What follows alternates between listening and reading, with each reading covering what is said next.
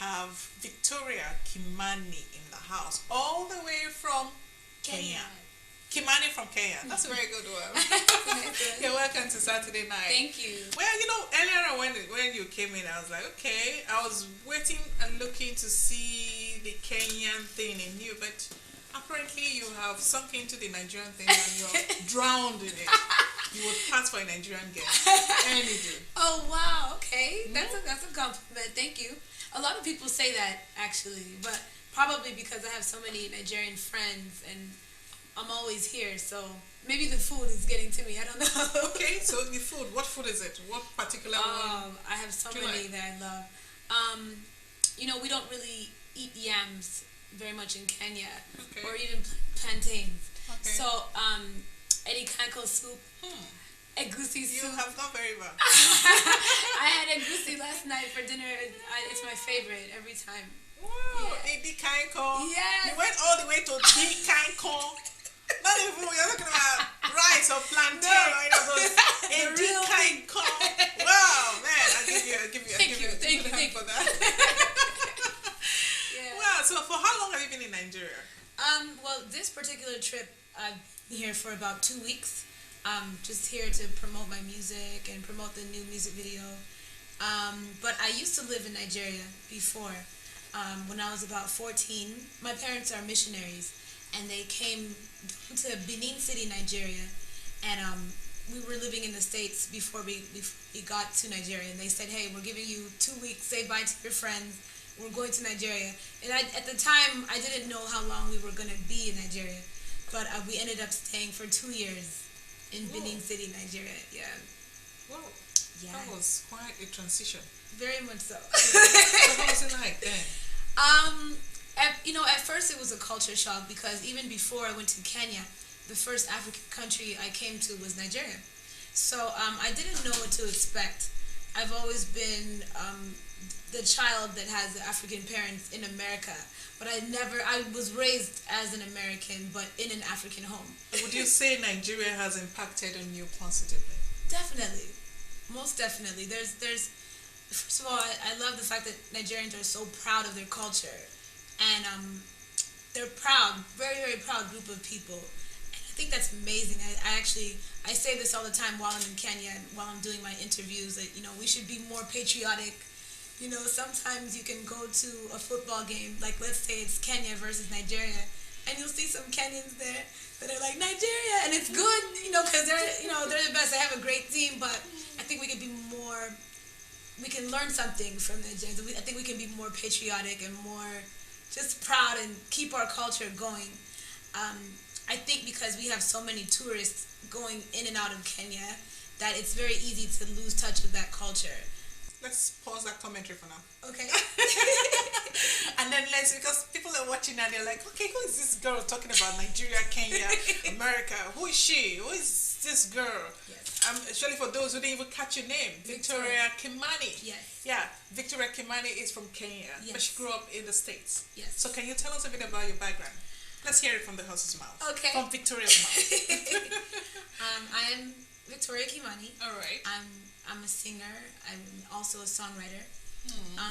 I've been doing music for very, very many years. It sounds funny saying that here on the show, but many, many years. Yeah, I know, right? Well, it's been about 12 years, which I guess that's not that many, but 12 years. Yeah. You're an old woman. I know, right? I feel like it sometimes, but no, I have a background in songwriting, and I've been behind the scenes for a long time as well. So other than me being the singer and me being the one on stage, I spent a lot of years writing songs for other artists.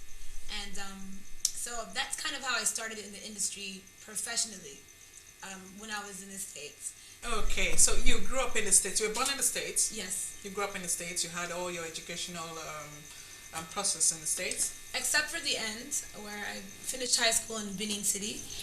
Okay. Yeah. That's good. After that, I went back to the States. All right. And my parents kind of gave me an ultimatum. They said, you know what, we're going to move to Kenya now for good. And we're going to start our ministry there. We're going to open they have an orphanage. They have about 15 children. They have their church. And they just wanted to dedicate their lives from that moment forward. And so I had a choice whether I wanted to go with them to Kenya, or did I want to go back to the States and either, get into college or start working or pursue pursue a music career. And so at the time, at first I said, okay, Mom and Dad, I'll come with you to Kenya. So I went to Kenya, and I remember enrolling for some universities while I was there.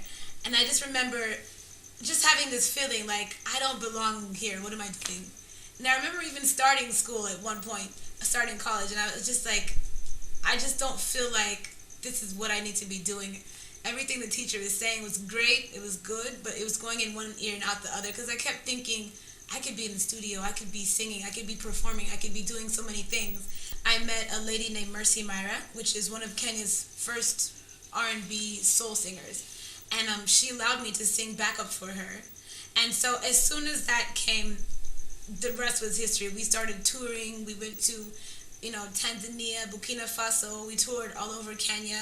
And I was just singing backup for her. I always had a hunger for more. I just wanted to go back to the States, finally, and pursue music and see what I could do and try my luck and step out on faith. And that's what I did. And I don't come from a family with money or anything, so I had to work to pay for everything. Just like any normal person, I had to get a job. And so school was not even an option for me. It just was like, okay, work, pay your bills, and pursue your dream.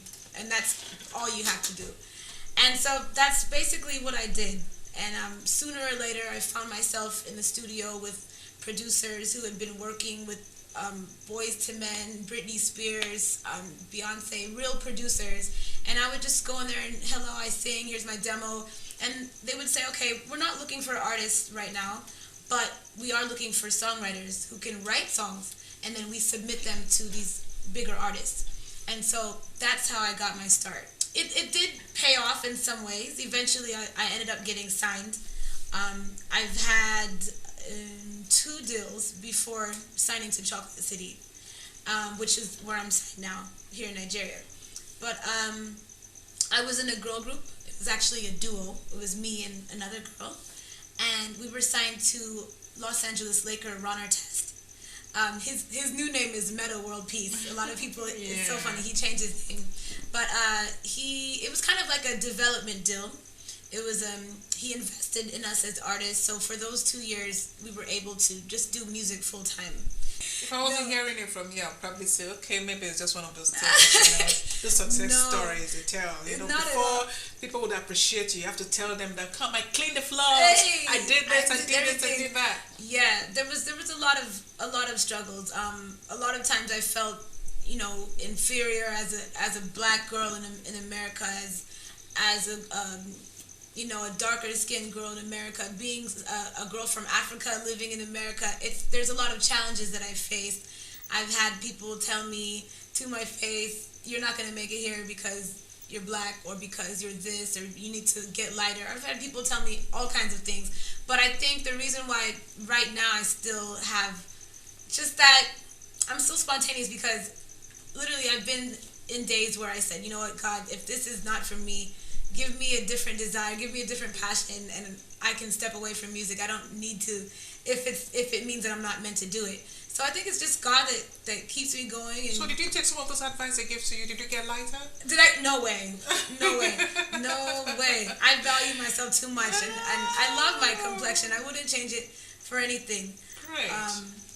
There's a lot of pressures though for black women all over the world. Of course, in Africa there's a lot of bleaching going, a lot of craziness going on, and in the States, it's funny. One of my best friends, she's beautiful. She's a model. She even looks like Naomi Campbell. Like, she's absolutely gorgeous. But she had been trying for so many years to get different modeling jobs, and she's actually from Cameroon. And a lot of people would say, right now, we're not looking for someone of your complexion. So after a while, it got to her, and she did eventually start bleaching. And I would talk to her like, this is not healthy. Whatever you put on your skin is going in your pores, and it's getting in your bloodstream, and it's going to affect you later on. And later on it did affect her. It gave her kidney problems, and it's not healthy. Well, yeah. So at least people who are watching now would learn from this. Yes, it's very story. It's very unhealthy. I wouldn't encourage. Changing the color of your skin from the one God gave to you come with a price. Don't do it. And could be fitter. Yep. Yeah. What would you say are the things you have achieved in these 12 years that you've been in the music industry? So many things. So I think that these 12 years has just been time me developing Victoria Kimani and who I am, not anything else but that. Who God created me to be. What is a message I'm here to put out? What, to be able to drown out all the distractions that come your way. If I want to tag you as an artist, how do I tag you? It is popular music. But the reason why I don't want to call it pop, because when you hear the word pop, you automatically think this very up-tempo dance Britney Spears. But pop really just means popular. Beyonce is a pop artist, although she has R&B vocals. Sean Paul can even be considered pop reggae, because it's still popular. But I'd give it R&B, kind of reggae Afro pop, if you had to fuse everything together. A deep kind call. Yes. A deep kind call is kicking in. Yes. Look at all the you just line them up and Exactly. you merging them put together. Just put them together. What were you trying to push with that? Song? Oh yeah. Yeah. It's about young love. All right. When you first meet a guy and everything is really sweet and he's kind and he's giving you butterflies. That's in the very, very beginning when things are fresh. That's new. Before he starts messing up. Is that your first? Sorry? Is that your first? Actually, it's my second video. Okay. The first video came out around March, and it is called Mtoto. It means child. Okay. Or it can also mean like young girl or like baby or something young and innocent. Okay. Do they have any kind of depiction of your life story, or you're just blabbing? The song? Yeah. The song, Mtoto, I'm definitely just blabbing.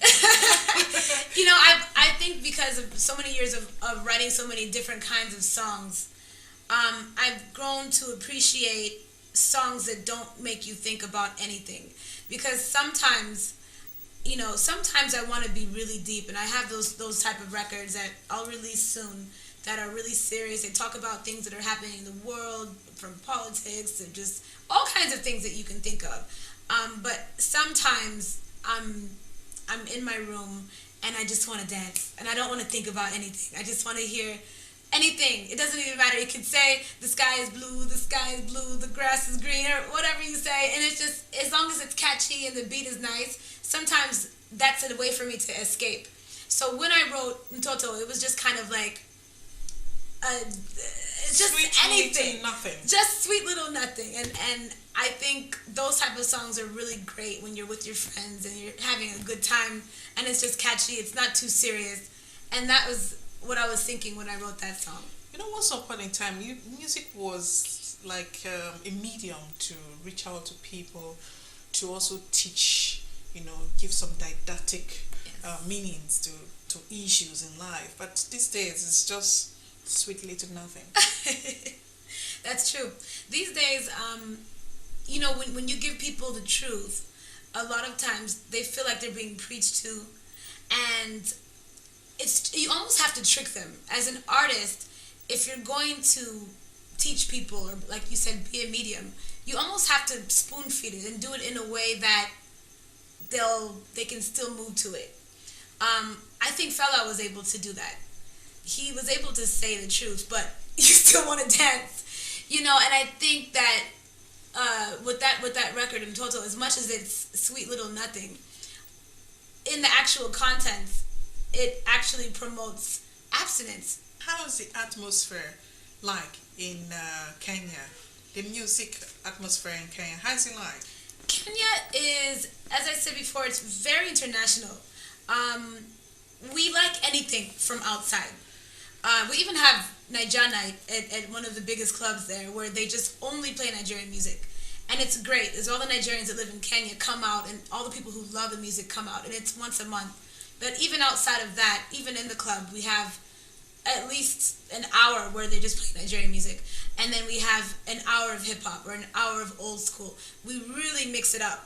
And a typical Kenyan concert, like we have these monthly festivals, and about 4,000 or 5,000 people come out every single month, and it's the DJs that bring them out. It's not the artist. The DJs come and they just play every genre, everything you can think of, and the people just have fun. So the difference I've noticed is there's way more musical events here, way more artists here in Nigeria, way more just musically driven shows. There's so much more, but the only difference I'd say is the overall vibe when you're there. Like again, I was here in December for a lot of the shows that were happening here in Lagos, and I noticed that there's so many tables for people to sit down while the artists are there performing. And in Kenya, nobody's gonna sit down because they love music, so that they have to dance. There's always like so the industry is very different. As a Kenyan artist, there's definitely some difficulties because the people, their ears are now accustomed to everything in the world. It's not, this is Kenyan music and here, listen to it because it's Kenyan. Unlike here where, like I said before, Nigerians support each other. They support their musicians, they support their artists, their actors, their designers, they're like everything that's Nigerian. Is that why you came here to pitch your tent? No, actually, I'm based in Nairobi. Chocolate City has opened Chocolate City, Kenya. So now it's a Pan-African brand, and the beauty in it is that I'm able to go back and forth. And just the same way Nigerian artists are able to go to Kenya and go do their shows there, it's a blessing. Chocolate City has given me a platform to be able to come here and promote my music. I'm based in Nairobi. So how many Nigerian artists have you worked with, apart from MI? From MI? Yeah. I think I've worked more with producers than artists, but I'm actually working on a project now. I'm working on a mixtape, and there will be a few Nigerian artists collaborating. It's refreshing because there's that fire. They love their own music, and it's fresh. Like I said, there's so many artists here, so many things for them to do, so many platforms. So would you, on that basis now, would you like to like settle down here? Do you look forward to settling down here in Nigeria? Maybe with one of our own? Nigeria. What do you mean by that? I think, Nigeria will always be my second home. I'll always be back and forth. I have this love, and it started when I first came here. When I was 14. That's when it all started, and it stuck with me even when I was gone until the time I came back under Chocolate City. So I'll definitely always be around. Whether I'll settle down, you never know. It's possible. How do you want to be known? Ooh, there's so many ways, so many things. I would like to be known as a person who heard a calling on my life and stuck to it. Like, no matter what, I just didn't give up. A person who's gone through a lot of struggles. At a very tender age. At a very tender age, believe it or not. And who's still able to continue on. And a person who takes their work very seriously. Also, I would like to follow in the footsteps of my parents in terms of what they're doing for children in Africa. Eventually, I'd like to be in a position where I can help open children's homes. I know there's a lot of children in need all over the world, but when I think of Kenya and I see how many children can't afford to go to school, I think it's really ridiculous, and it's very inexpensive to send a child to school. It's really not that much money, but their parents have different kind of situations, and some of them can't even afford to feed their child. And I think with the amount of wealth that we have in the world, and the amount of wealth that even artists like myself and other artists, I'm not there yet, but other artists, the type of money that they're getting, it's nothing to say, hey, you know what? I was fortunate to go to school and to have parents that could afford to send me to school. Let me help you. And it wouldn't cost that much. So I think ultimately that's my goal. On the video, I saw that you were a bit very, out there. Given your background, I mean, your parents are missionaries, they're Christians. What was your reaction, the initial reaction to the video? Well, one would actually think you'll be tilting towards gospel. I know. Right? Oh yeah, video. When I walk down the street, I see the way, ladies dress in ladies, especially like in my age group. And it's really not a big deal. They wear that. How responsive are your parents to your kind of music? Well, they're okay because they understand where pop music is now, and they see, especially American artists, and how wild and crazy they can be. And when they compare them to me, they say, okay, you know what? She's not doing that bad. She's okay. As long as she's not, in a bathing suit, bending over and doing all, because that's what these girls are doing these days. Okay. And they're okay as long as I'm not doing anything crazy. So on a final note, the social life. Victoria is here in Nigeria. I'm sure she's mixing with the boys and the girls. And as for the boys, do you have you have a boyfriend? I do not have a boyfriend. Oh, I don't have a boyfriend. Right now, music is I know that's a typical answer, but music is my main focus right now. I have friends, but in Kenya. Okay, when next you have your next album or a single? I would love to. We'll sing your song loud and clear. Thank you. On Saturday night. Thank you. Yeah, it's a pleasure having you. God bless. Yeah.